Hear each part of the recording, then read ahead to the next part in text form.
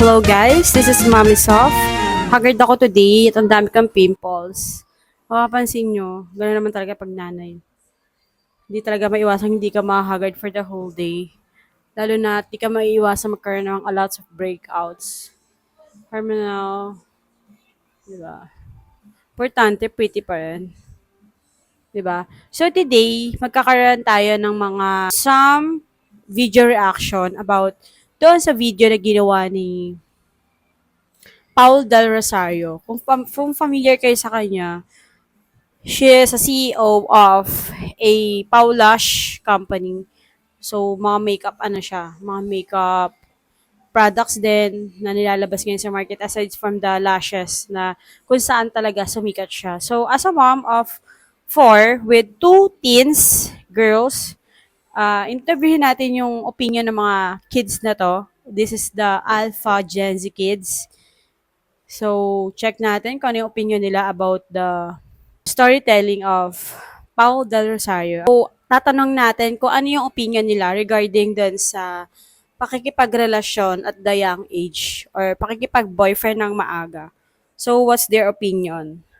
At later on, before end of this video, sasabihin ko naman yung sa akin. As a young mom, di ba? Is having a relationship at young age becoming necessity nowadays? Or is it just because social media pressure and trends? What's your honest opinion? So, umpisahan natin yung pagtatanong kay Ate Elijah. Hi guys, Elijah here. So my first answer would be, do I think it's a necessity?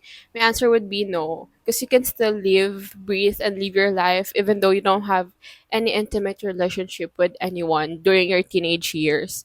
Plus, during teenagers years, kasi yan yung development stage ng mga teenagers. Yan yung stage ng buhay mo na mag-explore ka, and you're gonna get to know yourself better para mas mag-grow ka as a person. So, yun yung first question, yun yung sagot ko sa first question. Hindi siya necessity kasi mabubuhay ka pa rin naman with or without it, you know. Pero nowadays kasi, mas napapansin ko sa mga teenagers, parang nale-left out ka kasi kapag hindi ka nag-i-indulge sa actions or sa part ng pagiging sa indulge sa relationship during your teenage years. Parang, because you're the people that you're gonna be surrounded with, ano dyan, I'd say the norms, if you're gonna be with the people na, if you're gonna be associated with teenagers in general, mostly mamimit mo sa kanila may nasa relationship na, ganon. Pero, here's like somehow my